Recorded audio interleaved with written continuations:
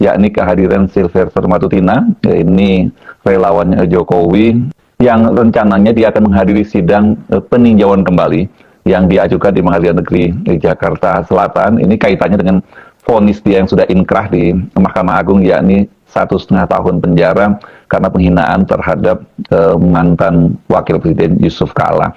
Nah, banyak orang mengapa menunggu-nunggu karena Sylvester Matutina ini kan selama ini katanya tidak menghilang, tidak bisa ditangkap oleh Kejaksaan Agung karena kasus yang sudah inkrah atau sudah berkekuatan hukum tetap dan harusnya dia segera masuk penjara itu sudah dijatuhkan oleh hakim pada tanggal 16 September 2019. Sampai sekarang kan dia juga belum dijebloskan ke penjara. Alasannya dari Kejaksaan itu karena ya dia menghilang. Nah, kalau sekarang dia hari ini mestinya tadi dia hadir, ini kan harusnya jadi momen Kejaksaan Agung nggak bisa ngeles lagi bahwa dia harus ditahan ya karena alasannya apa? Sudah muncul di pengadilan itu kok tidak juga ditahan. Tapi ternyata Sylvester Matutina hari ini tidak hadir di Pengadilan Negeri Jakarta Selatan dan akhirnya ya sidangnya ditunda sampai pekan depan. Ini menurut hakim karena alasannya yang mengajukan peninjauan kembali ini tidak hadir, ya maka ditunda sepekan yang akan datang. Nah, yang cukup menarik itu adalah alasan yang diajukan kenapa dia tidak hadir. Kalau menurut versi pejabat humas Pengadilan Negeri Jakarta Selatan Rio Barten, katanya dia ini menderita chest pain, ini apa nyeri di dada gitu. Tapi menurut rekan dia Adi Darmawan, ini Sekjen Peradi Bersatu, ini yang orang selalu mendampingi Sylvester Matutina, dia menderita tifus. Mana yang benar?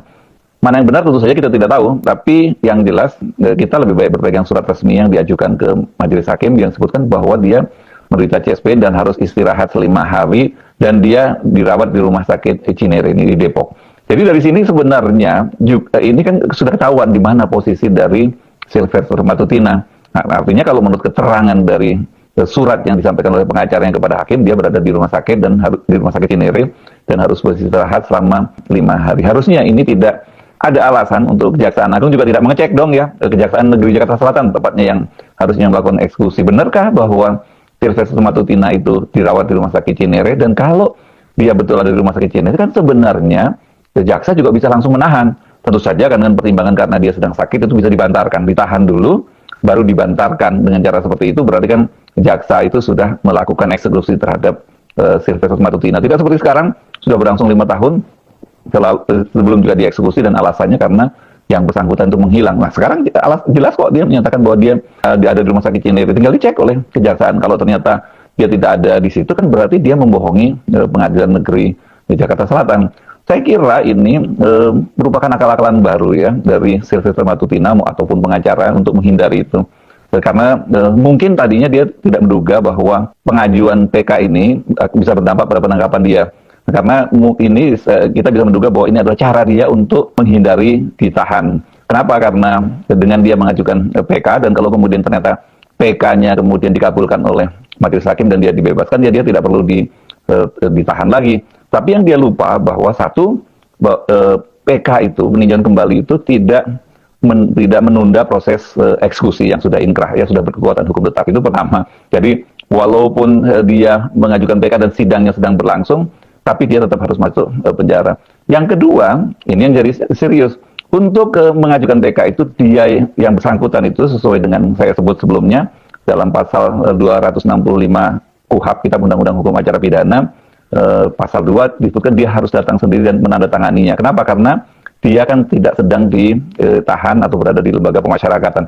Kalau dia berada di lembaga pemasyarakatan ditahan, dia bisa diwakili oleh pengacaranya. Itu dari KUHP. Dari surat edaran dari Mahkamah Agung juga dijelaskan bahwa kalau dia tidak hadir, dia itu batal diajukan ke Mahkamah Agung kalau tidak hadir menandatangani dokumennya. Jadi sekarang ini statusnya yaitu dia belum diajukan ke Mahkamah Agung. Jadi baru minggu depan.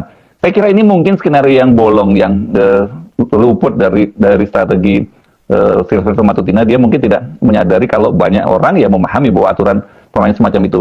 Saya tidak tahu apakah pengacara yang tidak paham atau saya kira kalau paham nggak mungkin, atau mereka nganggap ini jangan-jangan orang bisa saja lupa dan kemudian kejaksaannya pura-pura lupa. Nah itu mungkin saja bisa terjadi itu. Tapi kalau kemudian dia hari ini datang, itu memang menimbulkan dilema tersendiri. Saya kira dilema utama itu adalah dari kejaksaan. Kalau kemudian Sylvester itu datang ke pengadilan dan kemudian dia menandatangani dokumen pengajuan peninjauan kembali dan kemudian dia tidak ditangkap oleh kejaksaan, ini akan memberikan semacam justifikasi terhadap publik yang memang terjadi pembiaran yang dilakukan oleh kejaksaan, bahwa kalau selama ini kejaksaan menyatakan bahwa dia tidak bisa ditangkap karena dia menghilang, maka ya sekarang tidak ada alasan lagi karena sudah di depan mata. Kan saya sebelumnya juga menyebut bahwa jarak antara kejaksaan negeri di Jakarta Selatan dan juga pengadilan negeri Jakarta Selatan dia nggak terlalu jauh lah, masih sama-sama di lingkungan Jakarta Selatan gitu. Kalau tuh ada kemacetan dengan forest dengan apa juga bisa kejaksaan itu segera tiba di pengadilan negeri Jakarta Selatan gitu. Ini yang saya menduga bahwa mungkin mereka tadinya menduga bahwa ini orang mungkin tidak menyadari atau ini ada skenario yang bolong dari skenario akal-akalan yang disiapkan oleh Sylvester Matutina. Karena kalau sampai kemudian dia hadir dan kemudian kejaksaan tidak menangkap, seperti saya sebutkan tadi, dampaknya bukan hanya terhadap kejaksaan, tapi juga terhadap pemerintahnya Prabowo. Ini memang nggak serius, dan berarti ada yang melindungi Sylvester Matutina. Nah, tetapi kalau kemudian dia ditangkap, ini kan yang jelas ini yang tidak dikehendaki, karena sangat terlihat sekali kenapa selama 6 tahun itu kemudian dia tidak ditahan, ya karena ada yang melindungi.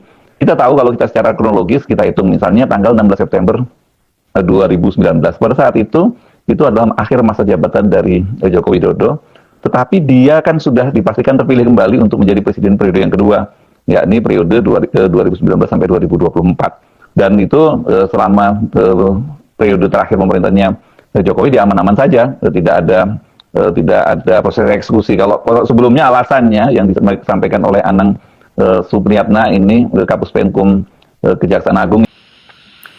Oke teman-teman, kembali lagi bersama saya di channel ini. Teman-teman pasti kalian sudah melihat cuplikan video di atas, bahwasanya penegak hukum tebang pilih sumber ketidakadilan, ya, pemecah belah negara kesatuan Republik Indonesia.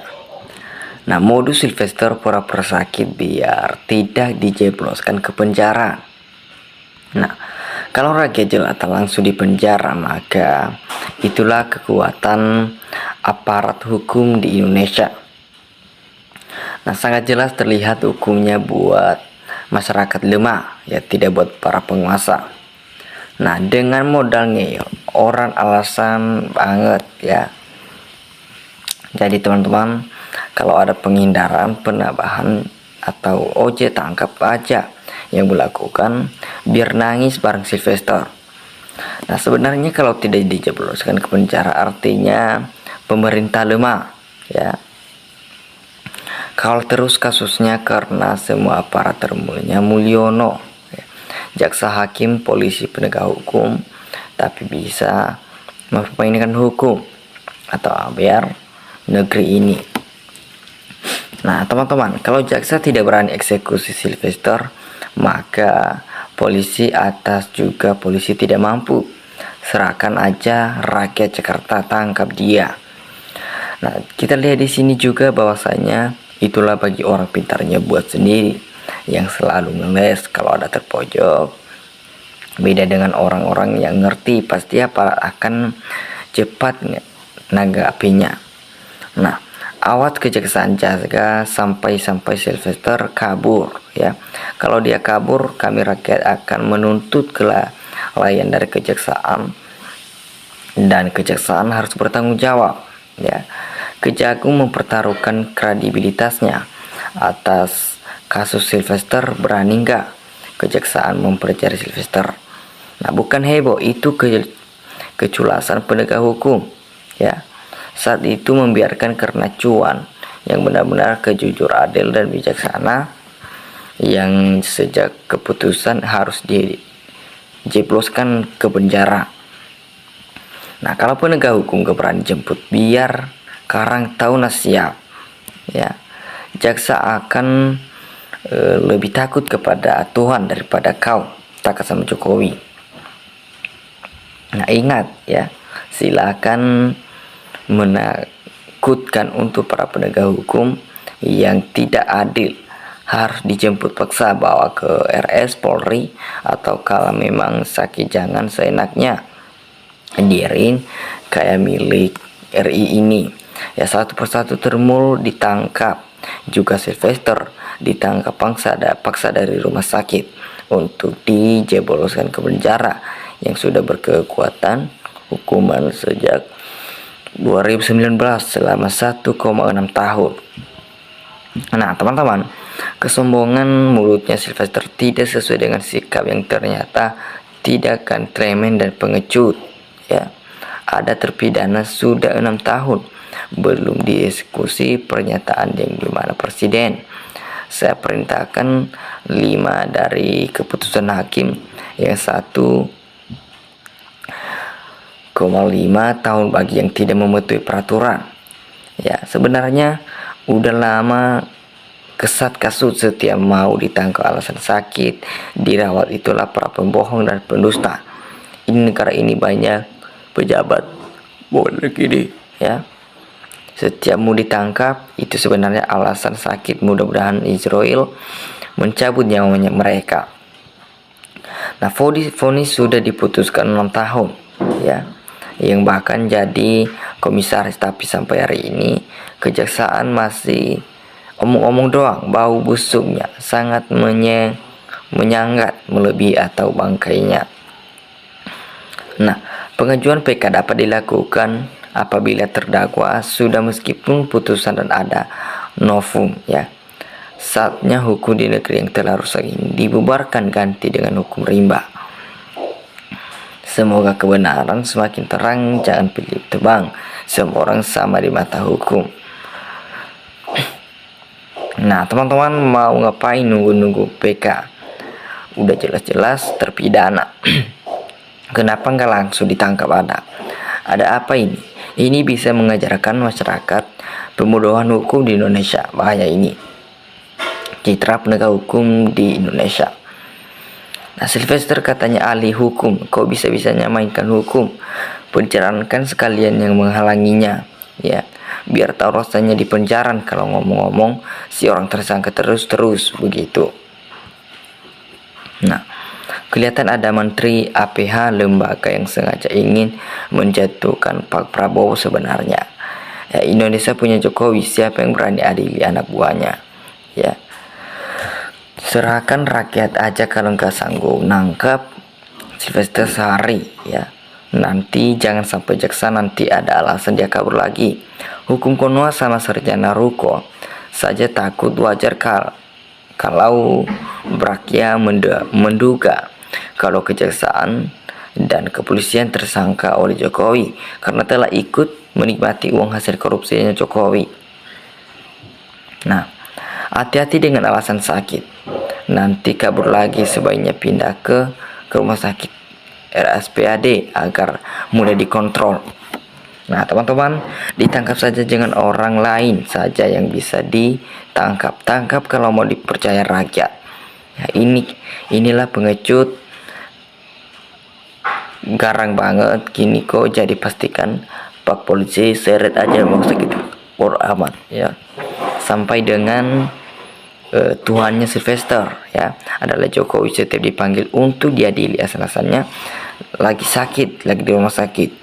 Nah, teman-teman, sebenarnya itu adalah penyakit ini memang paling pintar, bisa menghalalkan manusia yang akalnya sehatnya sekalipun, sebab penyakit ini dapat mengetahui biada serta pengkhianat bangsa ini.